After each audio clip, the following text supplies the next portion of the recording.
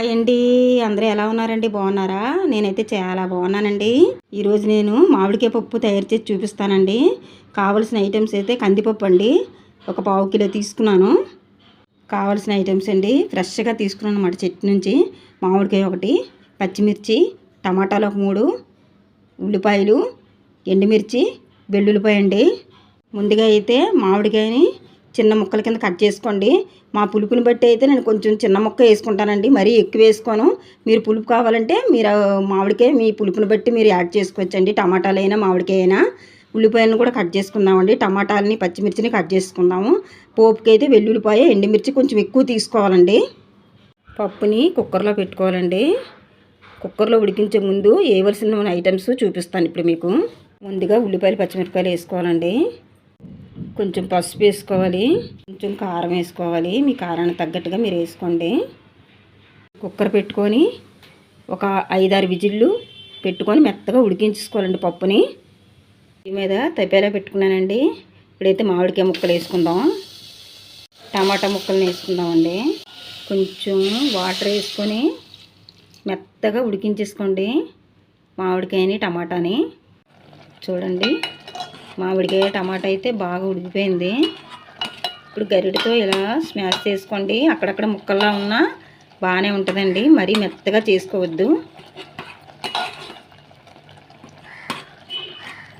బాగా ఉడికిపోయింది కదా, ఇప్పుడైతే పప్పు వేసుకుందామండి. కుక్కర్లో ఉడికించేసుకున్నానండి పప్పుని వేసుకుందాం. మొత్తం పప్పుని అయితే మామిడికాయ టమాటాలో వేసానండి. కొంచెం వాటర్ వేసుకున్నాను అనమాట. ఇప్పుడు ఉడికించుకోవాలి మొత్తం బాగానే. కొంచెం సాల్ట్ వేసుకుందాం. కొంచెం సాల్ట్ వేసుకోండి, కలుపుకోండి. బాగా కలుపుకొని మంటని మీడియం ఫ్లేమ్లో పెట్టుకొని ఉడికించుకోవాలండి.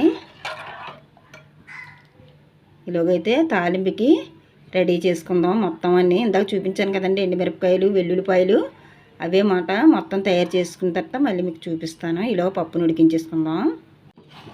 చూడండి, బాగా ఉడికిపోయిందండి. కన్సిస్టెన్సీ మీకు ఎంత కావాలంటే అలా చేసుకోండి. మరీ పలచగా చేసేస్తే బాగోదండి. నేనైతే మరీ ముద్దగా మాకు ఇష్టం ఉండదన్నమాట. నేను కొంచెం పలచగా చేసుకున్నాను. మీకు నచ్చిన విధంగా మీరు వాటర్ వేసి పలచగా చేసుకోండి. ఇప్పుడైతే తాలింపు వేసుకుందాం.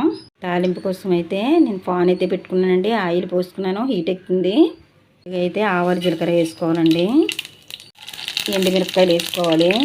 వెల్లుల్లిపాయలని వేసుకోండి. వెల్లుల్లిపాయలని, ఎండుమిరపకాయలని కొంచెం ఎక్కువ తీసుకోండి.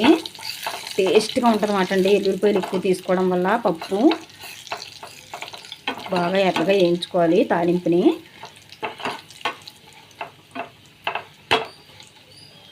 అయితే కరివేపాకు వేసుకుందామండి. ఒకసారి అయితే బాగా అయిపోయిందండి. ఇప్పుడు పప్పులో వేసుకున్నాం. ఎంతో టేస్ట్గా ఉండే మామిడికాయ పప్పు అయితే రెడీ అయిపోయిందండి. చాలా టేస్ట్గా, చాలా కమ్మగా ఉంటుందండి. మేము చేసిన స్టైల్లో మీరు చేస్తే అసలు మామిడికాయ పప్పును అసలు వదలరండి. నేను చెప్పిన టిప్స్తో నేను ఎలా చేశానో మీరు అలా చెయ్యండి. టేస్ట్ అయితే సూపర్గా ఉంటుందండి. నా ఛానల్ అయితే కొత్త ఛానల్ అండి. నా ఛానల్ని మీరు సపోర్ట్ ఇచ్చి ముందుకు తీసుకెళ్తా ఉంటే నేను మంచి మంచి వీడియోస్ అన్నీ పెట్టగలుగుతానండి. మాలాంటి వాళ్ళకి సపోర్ట్ ఇవ్వండి. మీ సపోర్ట్ గురించి నేను ఎదురు చూస్తున్నానండి. మాలాంటి వాళ్ళకి సపోర్ట్ ఇచ్చి మీరు ముందుకు తీసుకెళ్తా ఉంటే చాలా చాలా ఇంట్రెస్ట్గా వీడియోస్ సెండ్ చేయగలమండి మేము. నా కొత్త ఛానల్ను లైక్ చేయండి, షేర్ చేయండి, సబ్స్క్రైబ్ చేయండి please. Thank you so much అండి.